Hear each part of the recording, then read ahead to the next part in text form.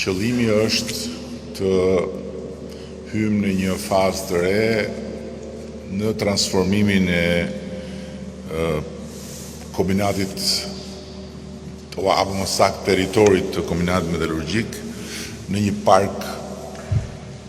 kombëtar industrial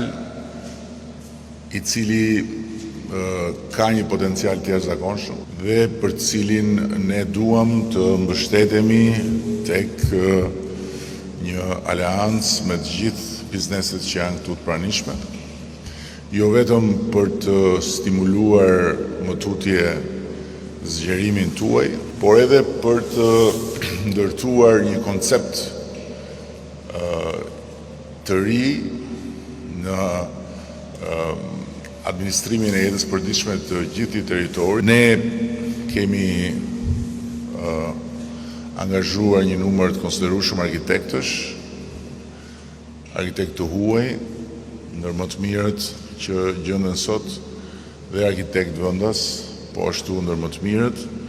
për të përcaktuar drejtimin e masterplanit. Këtu territori është i madh dhe ka vend për të imagjinuar shumë gjëra, dhe ideja themelore duhet të jetë që ky park duhet të jetë një destinacion për të gjithë, dhe ky park duhet bëhet praktikisht së bashku me automotoparkun, pika që do të bashkojë Tiranën dhe Elbasanin dhe që do ta bëjë Elbasanin pjesë të metropolit të Shqipërisë në dekadat e ardhshme. Pra jo vetëm Tiranë-Durrës, por dhe Tiranë-Dibër dhe Tiranë-Elbasan, duke pas parasysh transformimin e infrastrukturës dhe shkurtimin e distancave, janë faktikisht tre gjymtyr të kryeqytetit, faktikisht. Dhe që të vish të punosh këtu është një distancë po aq ose edhe më e shkurtër se sa që mund të jetë distanca dhe koha që të merr të shkosh të punosh nga një anë e Tiranës në anën tjetër nganjëherë. Kështu që duhet parë edhe me këtë sy, edhe duhet kuptuar që këtu ka potencial për të hapur kryeqytetin dhe për t'i dhënë një energji dhe një frymëmarrje të re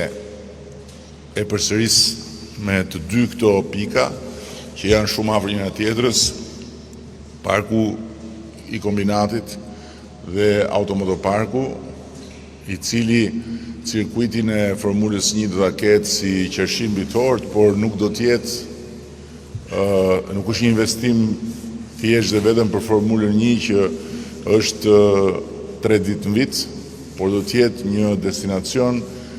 i përditshëm, jo vetëm për shumë lloje garash, por mbi të gjitha për sigurinë rrugore. Do të jetë një qendër europiane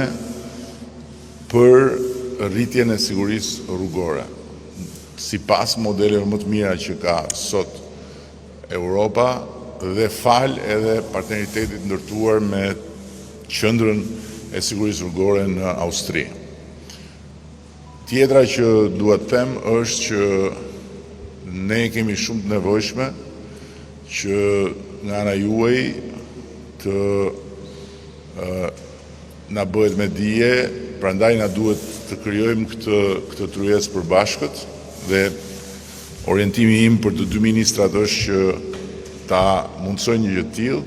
që ne të na bëhet me dije nga ana juaj çdo plan që keni, sepse ju jeni këtu. Edhe patjetër që ne duam të vinë dhe të tjerë, por ne duam që kjo rrugë të nisi nga ju, nga planet tuaja. Çfarë planesh keni për zgjerimin, çfarë investimesh keni në plan të bëni për mëtutje, cilët për jush kanë një plan të zgjerohen, cilët s'kanë plan të zgjerohen, por kanë kërkesa tjera, në mënyrë që ne me këto të dhëna, apo më saktë këto të dhëna t'i përfshim në bazën e përgjithshme të dhënave për të lëshuar pastaj në realizimin e këtij, në konceptimin dhe realizimin e këtij masterplani. Dhe e fundit që kam është që Korporata Shqiptare e Investimeve, AIC-ja, do t'jetë pjesë e këtij projekti, sepse patjetër që përgjithsa u prezantua këtu në mënyrë shumë të përgjithshme, do t'jetë shumë e rëndësishme që edhe pala shtet përmes instrumentave të vet të jetë e pranishme dhe të planifikoj edhe pjesën e vet të investimeve që do të bëj. Këtu duhet të ketë vend dhe duhet të ketë arsye për të gjitha kategoritë dhe për të gjitha moshat që të vinë në këtë territor. Jo vetëm fabrika, jo vetëm zyra, jo vetëm biznes, por edhe kulturë, edhe sport, edhe argëtim për fëmijët, janë të gjitha mundësitë që kjo të bëhet. Ju falenderoj shumë edhe një herë dhe shpresoj shumë në këtë bashkëpunim. Shumë faleminderit.